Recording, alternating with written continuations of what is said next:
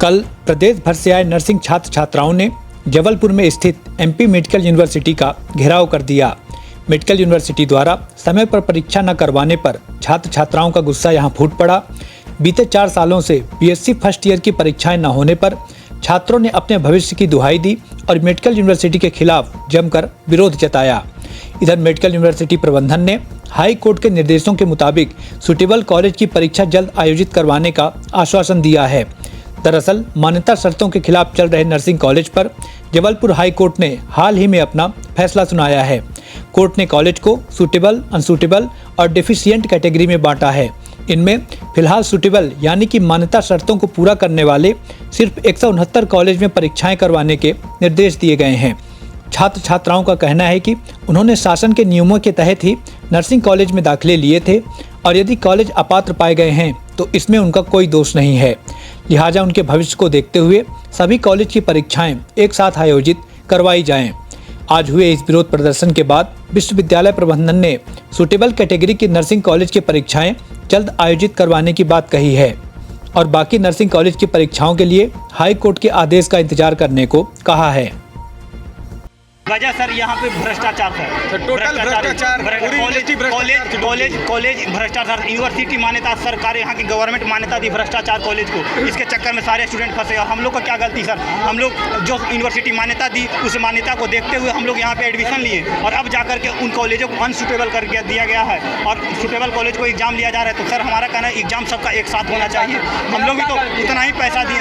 यहाँ एकत्रित हुए हैं सब, यहाँ हम अपने एग्जाम के लिए यहाँ पे एकत्रित हुए हैं। हम चाहते हैं कि हमारे जो 4 साल की नर्सिंग के कोर्स होते हैं वो 4 साल में ही कंप्लीट हो, वो 8 साल में नहीं हो।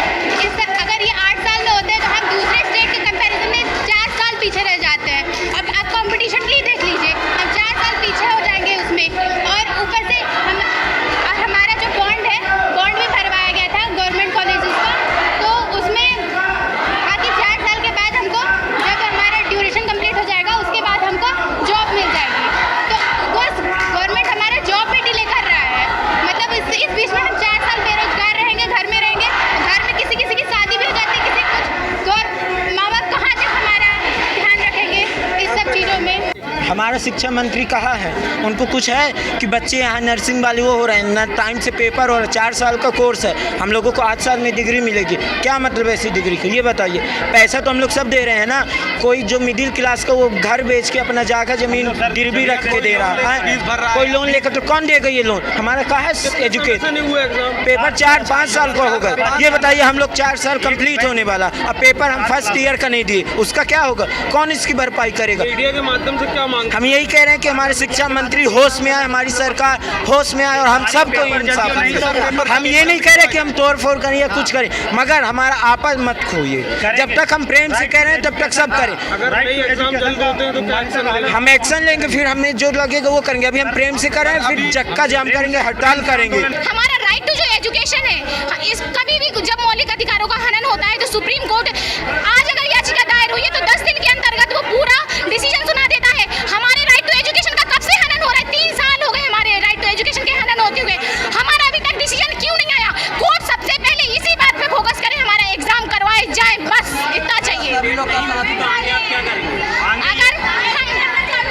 हमारा ऐसा ही धरना चालू रहेगा और उनको शर्म आनी चाहिए गवर्नमेंट को कि इतने सारे स्टूडेंट्स मरे जा रहे हैं और हो सकता है ना कि आगे सुसाइड भी कर ले इतने सारे लोग। आप बताइए, आप जिम्मेदार होंगे इस चीज़ के लिए और इसके लिए आप ध्यान रखें, हमारे एग्जाम कंडक्ट कराए जाएं टाइम टू टाइम। ये मध्य प्रदेश शासन से मेरी रिक्वेस्ट है बस। हम यहाँ पे अपने एग्ज़ाम के लिए आए।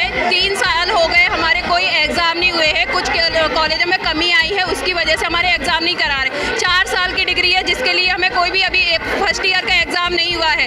ये हम 2021 वाले बैच के हैं, ये हमारे 28 में कंप्लीट कब करवाएंगे? हम चाहते हैं कि सिर्फ हमारे एग्ज़ाम हो किए जाए। जमीन बेच के, कोई लोन लेके, कोई कैसे भी कैसे करके सर पे हम लोग के फीस जमा करवा रहे हैं और कॉलेज वाले सर अब हम लोग के फर्स्ट ईयर के तक के एग्जाम नहीं हो पाते और हम लोग के 3-3 साल की सर फीस जमा करवा ली गई। 5-5 लाख रुपए फीस जमा कर रही सर। अब हम लोग वो उठा रहे, ये सर ग्राइंड में हम लोग खुद इतने परेशान हो चुके हैं सर। सर मैं सतना में मनोज मेमोरियल कॉलेज का स्टूडेंट हूँ, मेरा नाम अभय सिंह है सर। इतना मतलब हम लोग इतना परेशान हो चुके हैं सर इस MPMS यूनिवर्सिटी से कि किसी भी हाल में हम लोग के पेपर नहीं हो रहे। सर, अब हमारे घर वाले भी सपोर्ट घर वाले भी सपोर्ट नहीं करते।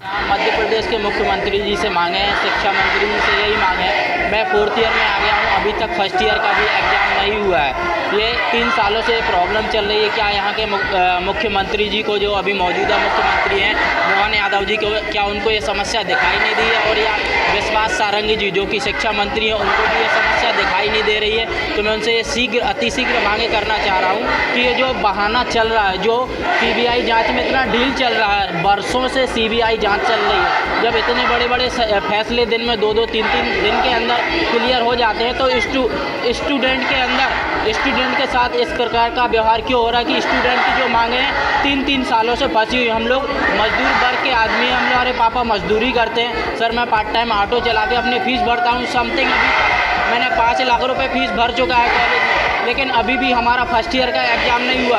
तो हम मुख्यमंत्री जी से और हमारे शिक्षा मंत्री जी से यही मांग करना चाहते हैं कि ये जो आप सब जांच का बहाना चला रहे हैं, इसको क्लियर कीजिए और शीघ्र अतिशीघ्र इसका डिसीजन लीजिए, हमारे एग्ज़ाम करवाइए।